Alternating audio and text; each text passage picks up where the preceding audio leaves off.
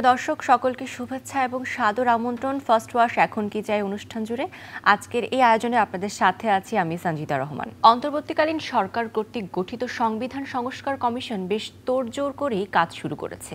এই কমিশনের প্রধান আমেরিকা প্রবাসী অধ্যাপক ডক্টর আলী রিয়াজ বেশ কিছুদিন হলো বাংলাদেশে অবস্থান করে বিভিন্ন কার্যক্রম গ্রহণ করে চলেছেন। কমিশনের কার্যাবলীর মধ্যে রয়েছে বিভিন্ন রাজনৈতিক দলের সাথে মতবিনিময়, রাজনৈতিক দল ছাড়াও বিভিন্ন সংগঠনের সাথে কনসালটেশন নেওয়া হচ্ছে জনগণের মতামত।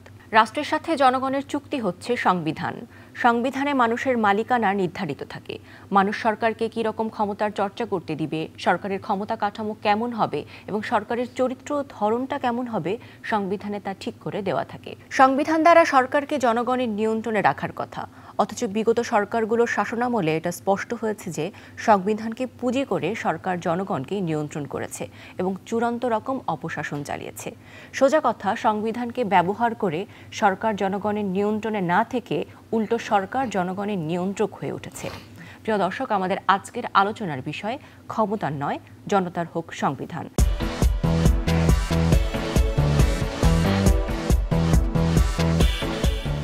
এ বিষয়ে কথা বলার জন্য আজ আমাদের স্টুডিওতে উপস্থিত আছেন ব্যারিস্টার আসাদুজ্জামান ফুয়াদ, যুগ্ম সদস্য সচিব, এবি পার্টি। সাথে রয়েছেন কাজী মাহবুবুর রহমান, সহযোগী অধ্যাপক, রাষ্ট্রবিজ্ঞান বিভাগ, ঢাকা বিশ্ববিদ্যালয়। আপনাদের দুজনকে অনেক অনেক শুভেচ্ছা। আজ আমাদের বিষয় তো ক্ষমতার নয়, জনতার হোক সংবিধান। জনতার ক্ষেত্রে সংবিধান কি হলে ভালো হয় সে বিষয়ে তো আমরা আলোচনা করব, তবু ক্ষমতার বিষয়টা যখন উঠে এসেছে, ক্ষমতার প্রয়োজনে বিভিন্ন সময় সংবিধান ম্যানিপুলেট হয়েছে, বিভিন্ন ধারা যোগ হয়েছে, বিয়োগ হয়েছে। তার মধ্যে গুরুত্বপূর্ণ কিছু ধারা নিয়ে আমরা শুরুতে যদি শুরু করি, তাহলে কোন ধারাগুলো আসলে উঠে আসবে ব্যারিস্টার আসাদুজ্জামান ফুয়াদ? এই যে সংবিধানটা নিয়ে আমরা কথা বলছি, 1972 সালের সংবিধান, এটা তৈরি করেছেন যে মানুষগুলো, তারা হচ্ছে 1970 সালের পাকিস্তান যে ফ্রেমওয়ার্ক ছিল সেই ফ্রেমওয়ার্কের অধীনে নির্বাচিত সংসদ সদস্যরা। 1970-এর নভেম্বরের নির্বাচনে যে পাকিস্তান সেন্ট্রাল গভর্নমেন্ট এবং প্রভিন্সিয়াল গভর্নমেন্ট, এই সদস্যরার আংশিক অংশ, সবাই না, 1972 সালে এদের একটা অংশকে নিয়ে সাংবিধানিক পরিষদ নামে কনস্টিটিউয়েন্ট অ্যাসেম্বলি গঠন করা হয়। সেই অ্যাসেম্বলিতে এর আগে একটা কমিটি করে দেওয়া হয়েছিল ডক্টর কামাল হোসেনকে দিয়ে, 32 সদস্য বিশিষ্ট। সেই কমিটি একটা ড্রাফট কনস্টিটিউশন সেখানে প্রেজেন্ট করে, তার উপরে ভিত্তি করে ওখানে কয়েকদিন একটু বিতর্ক হয়, খুবই লাইটলি তারা সেটা পাশ করে। প্রবলেম হচ্ছে যে 70-এর নির্বাচনের সংসদ সদস্যদের অ্যালিগেন্স ছিল পাকিস্তান রাষ্ট্রের প্রতি। অতএব যিনি এমপি হয়েছেন পাকিস্তান রাষ্ট্রের, তিনি কি স্বাধীন বাংলাদেশ নামক রাষ্ট্রের সংবিধান করতে পারেন কিনা, এটা প্রথম প্রশ্ন। দ্বিতীয় প্রশ্ন হচ্ছে যে যদি না পেরে থাকেন, তাহলে ওই সকল সংসদ সদস্যদের আংশিকদেরকে দিয়ে একটা সাংবিধানিক পরিষদ কিভাবে গঠিত হয় স্বাধীন সার্বভৌম রাষ্ট্রের জন্য। তৃতীয়ত হইল, এই যে সংবিধানটাতে তেমন কোনো বিতর্ক হয় নাই, অল্প কয়েকজন মানুষ কথা বলেছেন, মানে সিম্পলি রাবার স্ট্যাম্পিং করা হয়েছে এখানে। এই রাবার স্ট্যাম্পিং করার প্রসেসের পরে জনগণের মতামত নেওয়া হয় নাই। থার্ড, রাষ্ট্র যেটা মানে মিস করেছে সেটা হচ্ছে 72 সালের নভেম্বরে সম্ভবত সংবিধান পাশ হইল, 73-এর মার্চে হচ্ছে আমাদের প্রথম জাতীয় নির্বাচন হয়। এই মার্চের নির্বাচনে রাজনৈতিক দলগুলো জনগণের কাছ থেকে ম্যান্ডেট নিতে পারতেন যে আমরা একটা সংবিধান পাশ করেছি, এই সংবিধানের ব্যাপারে জনগণের কি ম্যান্ডেট আছে নির্বাচনে। তখন আওয়ামী লীগ থেকে শুরু করে অন্যান্য রাজনৈতিক দলের যে পলিটিক্যাল ম্যানিফেস্টো ছিল ইলেকশনের জন্য, সেখানে এটার ম্যান্ডেট নেওয়া হয় নাই। কোনো কোনো এক্সপার্টরা এটাও বলেছেন যে এই সংবিধানটা কলকাতা হাইকোর্টের একজন আইনজীবী ব্যারিস্টার সুব্রত রয় চৌধুরী, উনি ড্রাফটটা তৈরি করে দিয়েছেন। তো এই বাস্তবতায় প্রশ্ন থেকে যায় যে জনতার সংবিধান হবার কোনো চেষ্টা এই রাষ্ট্র তো কোনোদিন করে নাই। সংবিধান ক্ষমতারও হয় নাই, কিছুই হয়নি আসলে। তো আমাদের সংবিধানটা হচ্ছে একটা গাইড বই হয়েছে, এটা খুবই ক্যারিকেচার টাইপের একটা বই হয়েছে। দেখেন, আমাদের স্বাধীনতার ঘোষণাপত্রে বলা ছিল যে এই রাষ্ট্রটা কিভাবে পরিচালিত হবে। যুদ্ধের যে প্রবাসী সরকার ছিল 1971 সালের 17 এপ্রিল তিনি বলেছেন ঘোষণাপত্রে যে এই রাষ্ট্রটা পরিচালিত হবে সাম্য, মানবিক মর্যাদা এবং সামাজিক সুবিচার, এই তিনটা নীতির ভিত্তিতে। আপনি সংবিধানে ঢুকলে দেখবেন 4টা মূলনীতি তৈরি করেছে কিসের ভিত্তিতে রাষ্ট্র চলবে। প্রবলেম কোথায়? আপনি 4টা করবার মূল ইয়েটা পাইলেন কোথায়? ম্যান্ডেট কোথায়? যুদ্ধ তো আমার একটা ম্যান্ডেট, যে আমি যুদ্ধ করে বিজয়ী জাতি। তাহলে ঘোষণাপত্রে আমি দেশ চালাবো কিভাবে আমি বলে দিয়েছিলাম। তাহলে ওই 3টা কেন সংবিধানে আসলো না? নতুন 4টা মূলনীতি কোত্থেকে আসলো? দ্বিতীয়ত দেখেন, আপনি বলছেন যে এই ভূখণ্ডের অধিবাসীরা বাঙালি বলিয়া পরিচিত হইবে, বলা আছে আমার সংবিধানে। চাকমারাও তো এই দেশের জন্য যুদ্ধ করেছে অস্ত্র ধরে। তাহলে এই যে হাজার হাজার চাকমারা যুদ্ধ করেছে, তার স্বীকৃতি আপনি দিলেন না কেন? উর্দুভাষী মানুষও তো এই দেশের জন্য যুদ্ধ করেছে, যারা 47-এ বিহার, উড়িষ্যা, পশ্চিম বাংলা থেকে এখানে এসছেন, উর্দুভাষী মুসলমান ছিলেন। তারা তো পাকিস্তান, একটা কল্পিত পাকিস্তান রাষ্ট্রের অংশ হিসেবে এখানে এসেছিলেন। সেই উর্দুভাষীরাও তো বাংলাদেশের জন্য যুদ্ধ করেছে। 16ই ডিসেম্বরের বিজয় মিছিলে উর্দুভাষী, যাদেরকে আমরা বিহারি বলি, তারা 32 নম্বরে মিছিল করবার সময় এই কাদের সিদ্দিকী সহ আওয়ামী লীগের গুন্ডা পান্ডার গুলিতে নিহত হয়েছে। তাহলে আপনার সংবিধান এবং আপনার রাষ্ট্রযাত্রাটা শুরুই হয়েছে আমার স্বপ্নের প্রত্যেকটা জায়গার সাথে বেইমানি করে, গাদ্দারি করে। তাহলে আমি তো জনগণের সংবিধান করতে চাই নাই। তারপরে দেখেন ভাষা, আপনি তো ইংলিশে করেছেন কেন? আমার স্বপ্নের একটা দাবি দেওয়া, আমার অধিকারের একটা কিতাব বানাইছেন, ওই কিতাবের ভাষাটা আবার আমি বুঝি না। তাহলে সেই কিতাবটা আমার কিতাব কেমনে হইলো, আমার বই কেমনে হইলো? তাহলে আমার যখন অধিকারের প্রশ্ন আসে, আমি কার কাছে যাইব? এই ধরনের হিস্টোরিক্যাল ব্লান্ডার এই সংবিধান নিয়ে করা হয়েছে। অনেক ধন্যবাদ আপনাকে। আমি কাজী মাহবুবুর রহমান, আপনার কাছে এই বিষয়ে একটু আসতে যাব যে প্রথমত 1972 সালের সংবিধানে যে ধারাগুলো রয়েছে সেগুলো নিয়ে অনেক কন্ট্রোভার্সি রয়েছে এখন পর্যন্ত। একটি বিষয় উঠে আসলো আমাদের বাঙালি এবং বাংলাদেশি জাতীয়তাবাদের এই জায়গা থেকে এটি। আবার যদি আমরা ধর্মনিরপেক্ষতার দিকে যাই, সেটিও একটি বড় প্রশ্নের সম্মুখীন হচ্ছে যে শব্দটি কেন ধর্মনিরপেক্ষতা হলো, সেটি তো অসাম্প্রদায়িকও হতে পারতো। এই বিষয় নিয়ে আসলে আপনার কি মতামত? সমাজতন্ত্র এবং গণতন্ত্র একসাথে হতে পারে না। কারণ হলো গণতন্ত্র প্রাইমারিলি এটা পুঁজিবাদের ভিত্তিতে তৈরি হওয়া। পুঁজিবাদ গণতন্ত্রকে প্রমোট করে। যে গণতান্ত্রিক ব্যবস্থা পৃথিবীতে এখন আছে, এটা আসলে পুঁজিবাদী গণতন্ত্র। এবং এই কারণে পুঁজিবাদী ব্লক যখন স্নায়ুযুদ্ধকালীন সময়ে পুঁজিবাদী ব্লক এবং সমাজতান্ত্রিক ব্লকের যে মধ্যে যে স্নায়ুযুদ্ধ হয়েছে, সেক্ষেত্রে কিন্তু পুঁজিবাদী ব্লকই বিভিন্ন দেশে গণতন্ত্র প্রতিষ্ঠা করার চেষ্টা করেছে। এবং এখনও কিন্তু পশ্চিমা যেটাকে বলি উদার গণতান্ত্রিক দেশগুলো, তারাই কিন্তু এটা করছে। স্বাভাবিক সুচিন্তিত মতামত যদি কারোর থেকে থাকে এই সংবিধান প্রণয়নে ন্যূনতম লেভেলের, তাতেও তো কোনো ব্যক্তি কাজ করতে পারে না সমাজতন্ত্র আর গণতন্ত্র এক বলতে পারে না। এখন অনেকেই বলে, আমি এই জায়গায় একটা নোট দিয়ে রাখছি, যেমন চাইনিজ প্রেসিডেন্টও বলে তিনি গণতান্ত্রিক, রাশিয়ার প্রেসিডেন্টও বলে গণতান্ত্রিক, সিরিয়ার প্রেসিডেন্ট আসাদও গণতান্ত্রিক ছিল। আর আমাদের প্রধানমন্ত্রী যিনি চলে গেলেন, উনি তো কোনো বক্তৃতাই দিতেন না যে গণতন্ত্রের জন্যই করছি, গণতন্ত্রের জন্যই করছি, গণতন্ত্রের জন্য। তো গণতন্ত্র যদি হয় আপনার মতো বানানো, সেই গণতন্ত্রের কথা তো বলে লাভ নেই। কিন্তু গণতন্ত্র বলতে আসলেই পলিটিক্যাল সায়েন্সের লিটারেচারে গণতন্ত্র কি সেইটা যদি আপনি ধরেন, এবং গণতন্ত্রের যে বিকাশ অ্যাকসেপ্টেবল একটা জায়গা আছে, মোটামুটি, পুরোপুরি না মোটামুটি কিছু ভ্যালুজ আছে, সেই জায়গা থেকে গণতন্ত্র এবং সমাজতন্ত্র যায় না। 3টা ধাপে কিন্তু আমার বাংলাদেশ সংবিধানটা, যেটা আমি আরও আগে বলতে চেয়েছিলাম। একটা হলো 72 সংবিধান, তারপরে হলো আপনি প্রায় 13 সংশোধনী পর্যন্ত 13টা সংশোধনীর মাধ্যমে যে সংবিধান আসছে আমাদের কাছে, সেই সংবিধানের আদর্শিক ধারণা, আবার 13 থেকে 14 থেকে 17 এইটার মাধ্যমে যেই সংবিধান তৈরি করা হয়েছে এবং 72 ফিরে যাওয়া, এই 3টা কিন্তু 3 রূপ। পরবর্তী 4টা সংশোধনী কিন্তু এরকম যে আগের সংশোধনীগুলো সংশোধনী। তো এই যে ব্যাপক সংশোধনীর মাধ্যমে যে সংবিধানটা তৈরি করা হয়েছে, এই সংবিধানে সর্বশেষ পর্যায়ে গত সরকার বলছে যারা এই সংবিধান সংশোধন করিবে তাহলে কিন্তু আমাদের সবারই রাষ্ট্রদ্রোহ মামলা হবে।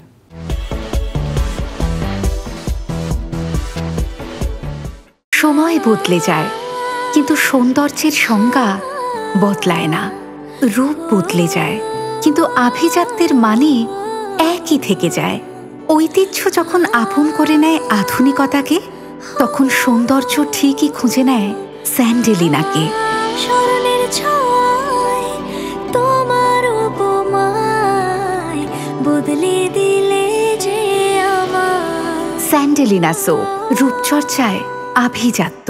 আমরা যদি একটু রাজনৈতিক প্রেক্ষাপটে আসি বাংলাদেশের, যে এখন আমাদের যে সরকারে জনগণের ভোটে নির্বাচিত হয়ে যারা সংসদ সদস্য হচ্ছেন, তাদের একটা দলদাস বানিয়ে রাখার একটি প্রবণতা আমাদের মধ্যে আছে। আমরা বলি, দলদাস শব্দটি ব্যবহার করি, কিন্তু সংবিধানের একটি ধারা, আমরা 70 অনুচ্ছেদের কথা যদি বলি, সেখানে গিয়ে এটার জন্য একটা লিগ্যাল স্টেটমেন্ট দেওয়া হয়নি যে যারা আসলে কোনো জনগণের ভোটে কোনো রাজনৈতিক দলের হয়ে নির্বাচন করবেন, তারা নির্বাচিত হওয়ার পর শুধুমাত্র তাদের ওই দলকেই ভোট দিতে বাধ্য থাকবে এবং সেই দলের থেকে যে প্রস্তাব যে বিলগুলো পাশ হবে সেখানেও তাদের ভিন্ন কোনো মত থাকতে পারবে না। এটিকে আসলে সংবিধান দ্বারা এই দলদাস শব্দটা বিধান তৈরি করা হচ্ছে বলে মনে হয় না আপনার? দেখেন, এটা করবার কিছু প্রেক্ষাপটও আছে। বাংলাদেশ রাষ্ট্রে যারা এমপি মন্ত্রী হন, অধিকাংশ লোকের সাথে ইউনিয়ন পরিষদের চেয়ারম্যান মেম্বারের সাথে কোনো পার্থক্য নাই। তাদের চিন্তায়, তাদের যোগ্যতায়, তাদের মনস্তত্ত্বে তাদের অধিকাংশ লোক হচ্ছে ইউনিয়ন পরিষদের মেম্বার হওয়ার যোগ্য। 2004-05 দিকে তখন আওয়ামী লীগের যিনি সেক্রেটারি ছিলেন জলিল সাহেব, তিনি কিন্তু হুমকি দিয়েছিলেন যে 100 এমপি বিএনপি থেকে চলে এসে আওয়ামী লীগে জয়েন করবে। তো কেন তড়িঘড়ি করে আর্টিকেল 70 করতে হয়েছে রাষ্ট্রকে? কারণ এই ধরনের লোকরা ছাত্রা টাইপের, যাদের ন্যূনতম কোনো মর্যাদাবোধ, সম্মানবোধ, আদর্শ নীতি কিছু নাই, এই টাইপের লোকরা হলে বাংলাদেশে পলিটিক্স করে এবং 2 দল থেকে তারা এমপি মন্ত্রী হয়। কেন জলিল সাহেব এই কথাটা বলতে পেরেছেন? আমরা তো পরবর্তীতে গোয়েন্দা ইনফরমেশন দেখেছি, জেনুইনলি তখন একটা দলের 70, 80, 100 এমপি দল ফ্লোর ক্রস করার জন্য টাকা পয়সা লেনদেন করে ফেলেছেন। শত শত হাজার হাজার কোটি টাকা লেনদেন হয়ে গেছে। তাহলে যেই রাষ্ট্রের আমার ডেমোক্রেসির বাস্তবতা হচ্ছে এখানে যে আপনার এমপি মন্ত্রী কেনা বেচা হয় যেখানে, তো সেখানের বাস্তবতা সেটা করা হয়েছে। আচ্ছা, আর্টিকেল 70-র বাইরেও চিন্তা করেন, ওখানে বলা আছে যদি আপনি ভোট দেন, একটা বিলের এগেনস্টে কিন্তু আপনি ভোটের আগেও কিন্তু একটা আলোচনা পর্যালোচনা স্টেজ আছে। এইটা একটা হোয়াইট পেপার তৈরি হচ্ছে, স্ট্যান্ডিং কমিটিতে আলোচনা হচ্ছে, পার্লামেন্টে বিল আকারে আসছে, ওপেন ডিসকাশন হচ্ছে, পক্ষে বিপক্ষে মতামত দিবেন। দিন শেষে যদি আপনি দলের বিপক্ষে ভোট দেন তাহলে এটা আর্টিকেল 70-র দিকে চলে যাবে। এখন প্রশ্ন হচ্ছে, আর্টিকেল 70 কি শুধু আপনার সংসদে অথবা সংবিধানে আছে? আমাদের সমাজে আর্টিকেল 70 নাই?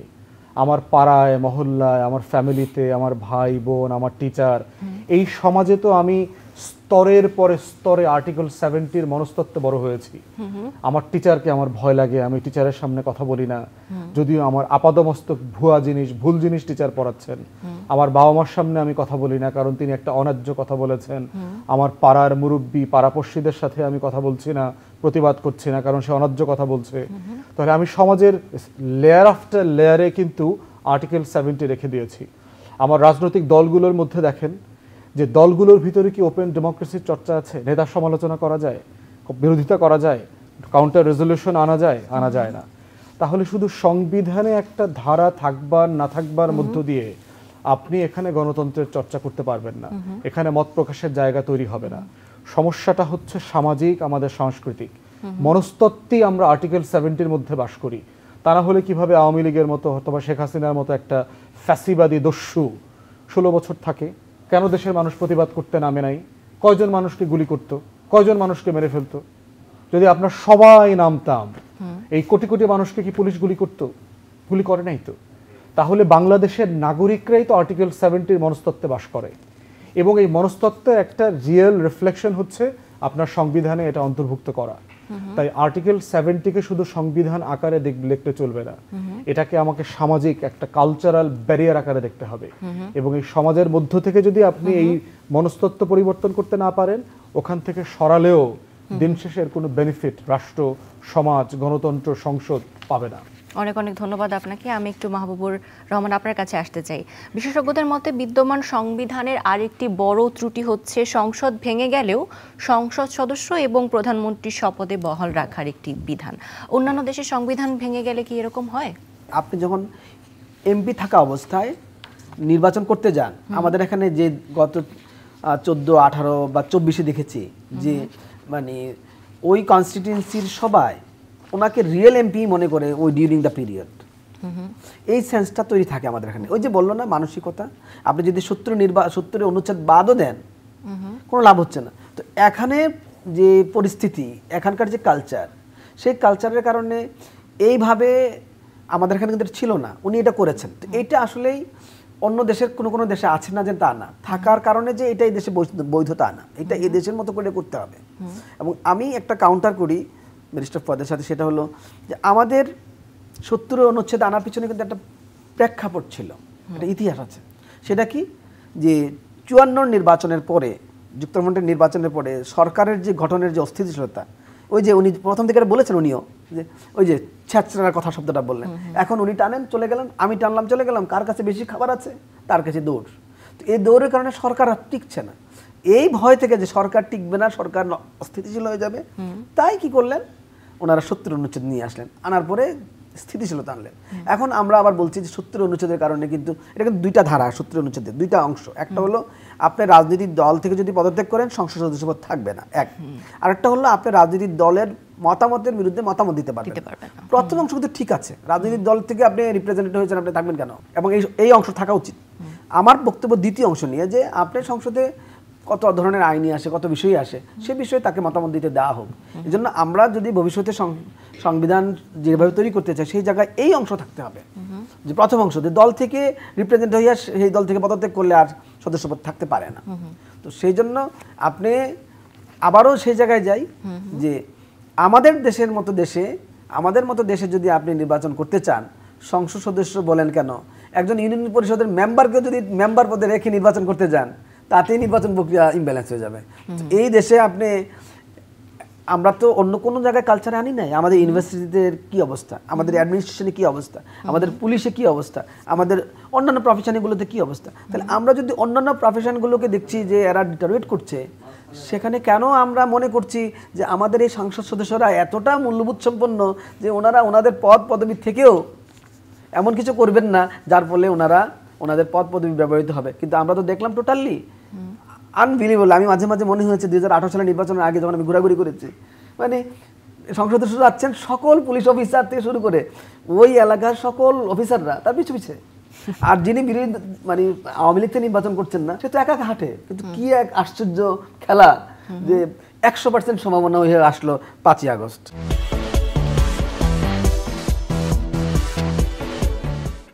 সমস্যার অনেক কথা আমরা শুনলাম। আমরা যদি একটু সমাধানের দিকে আগাতে চাই, যে 15 বছরের স্বৈরশাসনের গ্যারাকলে পড়ে তো সাধারণ মানুষ, রাজনীতিবিদ, সর্বস্তরের মানুষের জীবন অনেক নাজেহাল।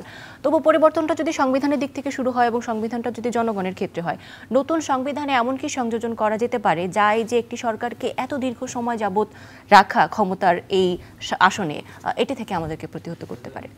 আমি আসাদুজ্জামান ফুয়াদ আপনার কাছে জিজ্ঞেস করব। প্রথম কথা হচ্ছে যে কোনো কিছু লিখে আপনি মানুষের মনস্তত্ত্ব পরিবর্তন করতে পারবেন না।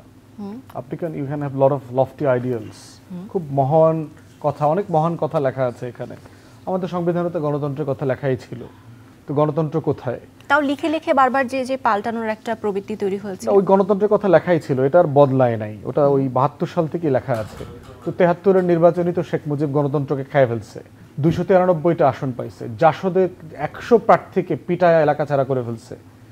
তো শেখ মুজিবের থেকেই তো গণতন্ত্র খাওয়া শেষ হয়ে গেছে। এরপরে দেখেন গণতন্ত্র খাইতে খাইতে সে কোথায় গেছে, 4র্থ সংশোধনী করেছে শেখ মুজিব, বাকশাল করলো। 4র্থ সংশোধনী মানে কি, যে দেশের সকল রাজনৈতিক দলকে বিলুপ্ত করে একটা জাতীয় দল হইবে। সংবিধানে আর্টিকেল 117 ইনক্লুড করলো। এই জাতীয় দলের নাম দিল সে বাকশাল, বাংলাদেশ কৃষক শ্রমিক লীগ। এবং এই জাতীয় দলের প্রেসিডেন্ট হইলেন সে। দিনে দিনে উনি প্রেসিডেন্ট পদ থেকে উনি জাতীয় দলের সভাপতি হয়ে গেলেন, প্রধানমন্ত্রী থেকে প্রেসিডেন্ট শপথ নিলেন। মানে সিস্টেম ব্রেক করে যা যা করা যায়, সকল গণমাধ্যমকে হত্যা করলেন, লাইসেন্স বাতিল করে দিলেন 4টা পত্রিকা ছাড়া যারা আওয়ামী লীগের। তো সেই জায়গাতে দেখেন গণতন্ত্র লেখা ছিল, গণতন্ত্র তো গত 16 বছরের সংবিধানেও গণতন্ত্র লেখা ছিল। কি গণতন্ত্র করেছে? 111-এর সরকারের সময় 2008-এর গণতন্ত্র দেখলাম যে দিল্লি এসে নির্বাচন করে দিল, গোয়েন্দা সংস্থা বিএনপির প্রার্থীদেরকে 100 আসনে পরাজিত করলো। 2014-র গণতন্ত্রের নির্বাচন দেখলাম যে 153 জন ভোট ছাড়া নির্বাচিত হয়ে গেছে।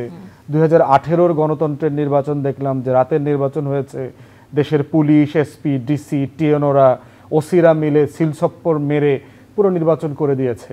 বিনিময়ে তারা 35 লাখ টাকা, 40-50 লক্ষ টাকা বাড়ি, প্লট, ফ্ল্যাট, গাড়ি পেয়েছে, ছেলেমেয়েরা বিদেশে স্কলারশিপে পড়তে গেছে। গণতন্ত্র তো লেখা আছে। 24 জানুয়ারিতে গণতান্ত্রিক নির্বাচন হয়েছে, দামি নির্বাচন হয়েছে। ধর্মনিরপেক্ষতার কথা বলছিলেন আপনি, কেন বাংলাদেশে এই শব্দটার প্রয়োজন ছিল না? সেকুলারিজমের উদ্ভবটা কোথায় হয়েছে? ইউরোপে হয়েছে। ওয়াই? বিকজ ইট ওয়াজ এ খ্রিশ্চানডম। এইটা একটা খ্রিশ্চান জনপদ ছিল যেটা শাসন করতেন পোপ, এবং পোপকে বলা হতো ঈশ্বরের প্রতিনিধি। অতএব তিনি ঠিক করতেন যে ফ্রান্সের রাজা কে হবে, ইংল্যান্ডের রাজা কে হবে, জার্মানির প্রুশিয়ার রাজা কে হবে, তারপরে হচ্ছে আইবেরিয়ান পেনিনসুলার রাজা কে হবে, উনি ঠিক করে দিতেন। ওনার ব্লেসিংস লাগতো, প্রত্যেক রাজাকে পোপ গিয়ে মুকুট পরায় দিতেন। কিন্তু পরে দেখলাম আমরা যে খাজনা আদায়ের নামে, জুলুমের নামে এই প্রত্যেকটা চার্চ একটা জুলুমের হাতিয়ারে পরিণত হয়েছিল। একটা রাজা বিয়ে করতে পারবে কিনা সেটার জন্য পোপের কাছ থেকে আপনার সম্মতি নিতে হতো, ডিভোর্স দিতে পারবে কিনা সেটার জন্য পোপের সম্মতি লাগতো, জান্নাত জাহান্নামের সার্টিফিকেট বিক্রি করতো চার্চরা একদম, এবং পাদ্রীরা মিলে, এবং লটারি বুকিং করে দিত যে তুমি টাকা বেশি দিলে তোমাকে একটা ভালো জায়গায় দিব হেভেনে, কনফেশন করবে কিন্তু আবার সব অপরাধ করবে। এই ধরনের ধর্মের নামে একটা জুলুমতন্ত্র সেখানে কায়েম হয়েছিল। এবং ওদের খ্রিস্টান ধর্মের যে মাযহাবগুলো ছিল আপনার Catholicism, Anglican, Protestant, Calvinism, Methodist, Seven Day Adventist, এই যে টোটাল মাযহাবী লড়াই, তারা শত শত বছর ধরে এই মাযহাবী লড়াই করেছে, এক ফিরকার সাথে আরেক ফিরকা, হাজার হাজার লক্ষ লক্ষ মানুষ খুন খারাপি করেছে। সেখান থেকে যখন রেনেসান্সের মধ্য দিয়ে 13-14 সেঞ্চুরিতে রাষ্ট্র তৈরি হচ্ছিল, সেখানে এসছে যে আমি এমন একটা রাষ্ট্র বানাবো যে রাষ্ট্রটা মাযহাব নিরপেক্ষ হবে, যে এই রাষ্ট্রটাতে সবাই ধর্ম পালন করবে, কিন্তু রাষ্ট্র পার্টিকুলারলি কোনো মাযহাবকে প্রায়োরিটি দেবে না, বেশি অধিকার দেবে না, যে ক্যাথলিককে বেশি অধিকার দেওয়া অথবা প্রোটেস্ট্যান্টকে বেশি অধিকার দেওয়া অথবা অ্যাংলিকানকে দেওয়া, এটা দেবে না। এই জায়গা থেকে আসছে ধর্মনিরপেক্ষতার প্রশ্ন। আমার রাষ্ট্র কি শরিয়া রাষ্ট্র ছিল? এখানে কি ইসলামী রাষ্ট্র কায়েম হয়েছিল 1971 সালের আগে? কখনো হয়নি। 47-এর রাষ্ট্রে ইসলামিক রিপাবলিক লেখা আছে, কিন্তু ওটা ইসলামী রাষ্ট্র ছিল না। এটা যেহেতু মুসলমানদের আবাসভূমি আকারে আসছে, ওই অ্যাসপিরেশনের জায়গা থেকে সেটা লেখা ছিল। পাকিস্তান রাষ্ট্র অ্যাবসলিউটলি একটা সেকুলার স্টেট ছিল, এখানে কোনো শরিয়া রাষ্ট্র ছিল না। তো এখানে কি আপনার আলেম ওলামায়ে কেরামরা কি ধর্ম ব্যবসা করতো? তারা সাজা দিত, হাত পাও কাটতো, ধর্ষণ করলে এখানে কি মেয়েদেরকে ছেলেদেরকে উন্মুক্ত স্থানে নিয়ে পাথর মেরে হত্যা করা হতো? কারা হইতো না। তো এটা ধর্মরাষ্ট্র ছিল না। তো যেটা ধর্মরাষ্ট্র ছিল না সেখানে আপনি সেকুলারিজম কেন টেনে নিয়ে আসছেন? এটা তো প্রাসঙ্গিক ছিল না। আমার ঘোষণাপত্রে যেটা লেখা ছিল দ্যাট ওয়াজ গুড এনাফ। সাম্য, মানবিক মর্যাদা, সামাজিক সুবিচার, আপনি একটা ইনসাফের রাষ্ট্র বানাবেন, সব নাগরিক যেখানে তার অধিকার খুঁজে পাবে। তাহলে আপনি এমন আইডিওলজিক্যাল ফ্রেম কেন আনলেন যে ইসলামিক ধারার লোকরা বোধ করা শুরু করলো যে তার প্র্যাকটিসকে, তার বিশ্বাসকে আপনি আঘাত করছেন। এবং আমরা দেখলাম 72-এর পরে রেডিওতে কোরআন তেলাওয়াত বন্ধ করে দিল, উপস্থাপনা, বিভিন্ন প্রোগ্রামে বিসমিল্লাহ বলার প্রোগ্রাম, কালচার বন্ধ হয়ে গেল। ঢাকা বিশ্ববিদ্যালয়ের মনোগ্রাম যেটা লোগোতে, সেখানে কোরআনের একটা আয়াত লেখা ছিল যে পড়ো তোমার প্রভুর নামে। এই লোগোটা পর্যন্ত চেঞ্জ করে দিয়েছে। ঢাকা বিশ্ববিদ্যালয়ের সলিমুল্লাহ হলের নাম ছিল সলিমুল্লাহ মুসলিম হল ছিল, এই মুসলিম শব্দটা কেটে দিয়েছে। কবি নজরুল কলেজের কবি নজরুল ইসলাম কলেজ নাম ছিল, ইসলাম শব্দটা কেটে দিয়েছে। ওয়াই? এগুলো কি আমার জীবনের অংশ না? এদেশের অধিকাংশ মানুষ কি মুসলমান না? নজরুল সঙ্গীত পর্যন্ত আপনার গাইতে দিত না 72-এর পরে রেডিওতে, টেলিভিশনে। কেন? নজরুল ইসলামের ব্যাপারে গান গাইছে। নজরুল শ্যামা সঙ্গীত লেখে নাই? সে কি শুধু মুসলমানদের জন্য হামদনাথ লিখছে? সে হিন্দুদের জন্য 3000 শ্যামা সঙ্গীত লেখে নাই? তাহলে নজরুলের গান কবিতা যাবে না কেন? ফররুখ আহমেদ আমাদের অন্যতম গুরুত্বপূর্ণ কবি ছিলেন, সেই কবির চাকরি চলে গেল কেন? কারণ উনি ইসলাম নিয়ে, ওনার মুসলমানিক আইডিয়া নিয়ে উনি অনেক কবিতা লিখেছেন। হোয়াটস রং উইথ ইট? তাহলে এই জায়গা থেকে একটা ইসলামিক কমিউনিটি বোঝা শুরু করছে যে আপনি সেকুলারিজমের নামে তার উপর রেপ্রেশন করছেন, জুলুম করছেন। কাউন্টার কি করলো? এরশাদ এসে আবার ইসলামকে টেনে এনে রাষ্ট্রধর্ম বানায় দিল। তাহলে আপনি দেখেন, আপনি কিন্তু রিয়াকশন তৈরি করলেন আননেসেসারি। ইসলাম রাষ্ট্রধর্ম হওয়ার কারণে যেটা হয়েছে যে মাইনরিটিরা ফিল করতে লাগলো, যারা মুসলমান না, যে তাহলে কি আমরা এখানে সেকেন্ড ক্লাস সিটিজেন? হিন্দু, বৌদ্ধ, খ্রিস্টান ঐক্য পরিষদ নামে যে একটা সাম্প্রদায়িক সংগঠন আছে, তারা 1988 সালে সংগঠিত হইল, সংগঠন তৈরি করলো। কেন? কারণ ইসলামকে রাষ্ট্রধর্ম করা হয়েছে, তারা বোধ করছে তারা সেকেন্ড ক্লাস সিটিজেন হয়ে গেছে। তাহলে দেখেন রাষ্ট্রের একটা ভুল সিদ্ধান্ত কিভাবে রিয়াকশন ক্রিয়েট করে এবং এই প্রত্যেকটা রিয়াকশন কিভাবে আমাদেরকে পিছনে ফেলে দেয়। তো সেই জায়গাতে দেখেন আমার সংবিধানটা তো মানুষের করল না। তারা সারাদিন ল্যাপটপ, ফোন আর অফিসের কাজ। আমি চললাম, তুমি থাকো তোমার কাজ নিয়ে। হয়তো তোমারই জন্য হয়েছি যে প্রেমে বন্য। আমাদের মধ্যে এখনো প্রেম আছে, জানি তুমি অনন্য, তাই শুধু তোমাকেই চাই। জীবনের প্রতিটি মুহূর্ত হয়ে উঠুক স্পেশাল। ত্বকের যত্নে রোজ অয়েল এক্সট্রাক্ট এবং ময়শ্চারাইজার সমৃদ্ধ তিব্বত পমেড। এই যে ইসলাম রাষ্ট্রধর্ম থাকতে হবে কেন? 88 সালে 87 সালে রাষ্ট্রধর্ম ইসলাম হওয়ার আগে কি আমরা মুসলমান ছিলাম না? এইটা করার পরে কি আমরা ভালো মুসলমান হইছি? মুসলমানরা নামাজ পড়া, চুরি, ডাকাতি, বাটপারি, ঘুষখোর, সুদখোর হেন কোন অপরাধ আছে বাংলাদেশে মুসলমানের বাচ্চারা করে না? তাবলিগ জামাতে দেখছেন না 5টা লোক মারা ফেলাইলো নিজেরা ধর্ম করতে গিয়ে মারছে। একদম। তাহলে প্রশ্ন হচ্ছে, ইসলাম লাগানোর আগেও আমি মুসলমান ছিলাম, লাগানোর পরে আমি ভালো মুসলমান হই নাই, ওটার সাথে আমার রাষ্ট্রের সম্পর্ক নাই। তাহলে রাষ্ট্র সংবিধান দিয়ে আসলে রাষ্ট্রটাকে যে রাষ্ট্র বানানোর কথা ছিল, সে আসলে রাষ্ট্র বানায় নাই, সে আমাকে পিছনে নিয়ে গেছে। তাহলে সমাধান কি? আসলে সমাধানের দিকে যখন আমরা খুঁজবো, আমরা কোন দিকে যাব? সমাধান হচ্ছে সংবিধানটাকে ছোট করে ফেলেন, এত বড় সংবিধান দরকার নাই। এই সংবিধানের অধিকাংশ জিনিস হচ্ছে প্রসিডিউরাল ল। প্রধানমন্ত্রী কিভাবে হবে, সংসদ কিভাবে গঠিত হবে, নির্বাচন কিভাবে হবে, প্রেসিডেন্ট কিভাবে হবে, চিফ জাস্টিস কিভাবে হবে, তারপরে প্রধান অডিটর জেনারেল কিভাবে হবে, নির্বাচন কমিশন কিভাবে গঠিত হবে, এগুলো তো আলাদা আইন দরকার। আচ্ছা, সংবিধান জিনিসটা হচ্ছে একটা রাষ্ট্র কিভাবে চলবে, একটা মোদ্দা কথার 4-5 পৃষ্ঠার একটা নীতিমালা। আমার রাষ্ট্র কাঠামোটা কিরকম, আমার এখানে রাষ্ট্রের বিভাগ কয়টা থাকবে, আমার টেরিটরি কতটুকু, আমার জাতীয়তাবাদীর পরিচয়, সিম্পল কয়েকটা জিনিস দিয়ে আপনি সাদামাটা ভাষায়, লালনের ভাষায় সংবিধান লিখতে হবে, যেটা আখড়ায় গাঁজা খাওয়ার লোকটাও বোঝে। টং দোকানের সাধারণ লুঙ্গি পরা যে পা উঠায়া চা খায়, সেও এটা বুঝবে। প্রাইমারি স্কুল, হাই স্কুলের ছেলেমেয়েরা বুঝবে সাদামাটা ভাষায় যে এইটা হলো তোমার অধিকারের সনদ, দলিল। অনেক অনেক ধন্যবাদ আপনাদেরকে এই আয়োজনে অংশ নেওয়ার জন্য। একদমই শেষ দিকে চলে এসেছি। আপনার কাছ থেকে মাহবুবুর রহমান ছোট্ট করে একটু আমি সমাধানের জায়গাটা শুনতে চাবো, যে কি হতে পারে। আমি মনে করি আর কি, আমাদের মতো দেশের কালচারের জন্য এই সকল স্বাধীন এবং সাংবিধানিক পদগুলো, যেমন পিসি চেয়ারম্যান অথবা আদার্স যেগুলো আছে, তাদেরকে কিছু ক্যাপিটাল পানিশমেন্টের অধীনে আনা সাংবিধানিকভাবে। যদি তারা শপথ ভঙ্গ করেন, তাহলে কিছু ক্যাপিটাল পানিশমেন্টের ব্যবস্থা করা। কারণ এই লোকগুলোই পারতো আমাদের গত ফেসিবাদ রক্ষা থেকে আমাদের রক্ষা করতে। এখন আমার মূল বক্তব্যটা হলো, সংবিধান যদি আপনি সংশোধন করেন বা নতুন সংবিধান তৈরি করেন, যেটাই করেন না কেন, এই কালচারের জন্য যাদের কথা ছিল রাষ্ট্র এবং সরকারের মধ্যে ভিন্নতা তৈরি করবেন, রাষ্ট্র এবং জনগণের, সরকার এবং জনগণের মধ্যে সেতু বন্ধন করবেন, অথবা জনগণকে রক্ষা করবেন বিচার বিভাগ সহ, মানে বিশেষ করে আপিলের ডিভিশন এবং সুপ্রিম কোর্ট, আর এই সাংবিধানিক এবং স্বাধীন প্রতিষ্ঠানগুলোর যারা কর্তা ব্যক্তি আছেন, তারা যদি শপথ ভঙ্গ করেন এবং আমাদেরকে রক্ষা করতে ব্যর্থ হন, পরিবর্তিত কোনো পরিস্থিতি তারা কঠিন শাস্তির সম্মুখীন হবেন। এইটা সংবিধানে যদি আমরা ঢুকাতে পারি, তাহলে এই সকল পদে যাওয়ার জন্য কম্পিটিশন কমে যাবে এবং জ্যানতেন লোক চলে যাবে না, এবং গেলে তার একটা ভয় অ্যাটলিস্ট থাকবে যে আমি যদি ব্যর্থ হই, আমার কিন্তু বিচার আছে। এইটা যদি আমরা করতে পারতাম, এখন করতে পারি, রাষ্ট্র কিন্তু আর ভুল পথে যাবে না। আমাদের এখন বিচার করা দরকার, প্রথম কাজ। এই রাষ্ট্রের বিচার কাজ শুরু করলে এবং বিচার কাজের ভিত্তিতে শিক্ষা থেকে যদি আমরা সংবিধান পরিবর্তন কিছু জায়গায় করি, মৌলিক জায়গায়, আর অন্যান্য সংবিধানের যে মূলনীতিগুলো আছে, মৌলিক যে জায়গাগুলো আছে, গণতান্ত্রিক এবং অর্থ ব্যবস্থা এবং অন্যান্য জায়গায় এই 10-15 পাতার যদি একটা মূলনীতি বানিয়ে ফেলি, তাহলে আমরা মনে হয় যেতে পারবো। সাথে কিছু আইন তৈরি করতে হবে, যেটা বলি ব্যারিস্টার ফুয়াদ বললেন, আলাদা করে ভিন্নভাবে। তো এই প্রক্রিয়া গেলে ইনশাল্লাহ আমার মনে হয় একটা ভালো রাষ্ট্র ট্র্যাকে আমরা চলে যাব। অনেক ধন্যবাদ আপনাদেরকে আমাদের সময় দেওয়ার জন্য, আপনাদের মূল্যবান মতামতগুলো এবং ধারণাগুলো আমাদের সাথে ভাগাভাগি করে নেওয়ার জন্য। আবারও দেখা হবে, সেই প্রত্যাশা নিয়েই বিদায় নিব।